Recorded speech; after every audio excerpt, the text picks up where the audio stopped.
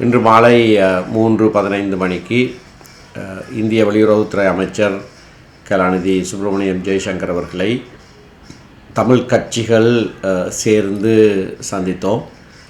இலங்கை தமிழரசு கட்சியின் சார்பிலே தலைவர் CVK சிவஞானமும் நானும், பாராளுமன்ற உறுப்பினர்கள் திரு ஸ்ரீதரன், திரு சாணக்கியன் மற்றும் ஜனநாயக தமிழ் தேசிய கூட்டணியின் சார்பிலே திரு சித்தார்த்தன், திரு அடைக்கலநாதன், திரு சுரேஷ் பிரேமச்சந்திரன், அத்தோடு அகில இலங்கை தமிழ் காங்கிரஸ் சார்பிலே திரு கஜேந்திரகுமார் பொன்னம்பலம் ஆகிய 8 பேரும் கூட்டாக அவரை சந்தித்து உரையாடினோம்.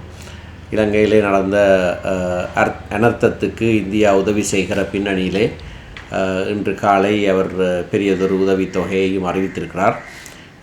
அது சம்பந்தமாக அவர்களிடத்திலே வினவினார்.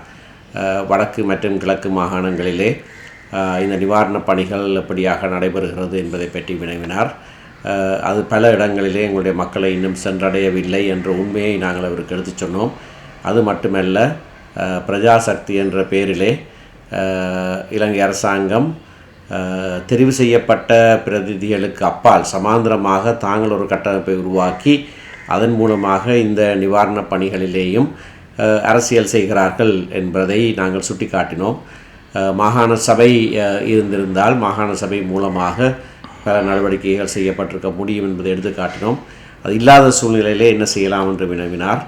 தெரிவு செய்யப்பட்ட பிரதிநிதிகள், பாராளுமன்ற பிரதிநிதிகளும் உள்ளூராட்சி சபை பிரதிநிதிகளும் இருக்கத்தக்கதாக வேறொரு கட்டமைப்பு தேவையில்லை, மக்களாலே ஜனநாயக முறையிலே தெரிவு செய்யப்பட்டவர்களை உபயோகிக்க வேண்டும் என்கின்ற கருத்தை நாங்கள் அவருக்கு தெளிவாக சொன்னோம். அத்தோடு இந்த சந்திப்பிலே மிகவும் முக்கியமாக நாங்கள் வலியுறுத்தியது மாகாண சபை தேர்தல் உடனடியாக நடத்தப்பட வேண்டும் என்பதாகும். இப்பொழுது அடுத்த வருடம் என்று சொல்கிறார்கள். கடந்த வருடமும் அடுத்த வருடம் என்று இந்த வருடத்தை சொன்னார்கள். ஆகையினாலே இதனை நடத்துகிற எண்ணம் அரசாங்கத்துக்கு இருப்பதாக எங்களுக்கு தெரியவில்லை. மிக விரைவாக மாகாண சபை தேர்தல் நடத்தப்பட வேண்டும். இது இலங்கை இந்திய ஒப்பந்தத்திலிருந்து உருவான ஒரு விடயம். ஆகையினாலே இந்தியா இதற்கு தன்னுடைய அழுத்தத்தை பிரயோகிக்க வேண்டும் என்று நாங்கள் அவரை கேட்டுக்கொண்டிருக்கிறோம். இறுதியான அரசியல் தீர்வு சம்பந்தமாக கூட அரசாங்கம் கொடுத்த வாக்குறுதியை இன்னும் நிறைவேற்றவில்லை. அதற்கான எந்த விதமான பேச்சுவார்த்தையும் இன்னும் ஆரம்பிக்கவில்லை என்பதையும் எடுத்து சொன்னோம்.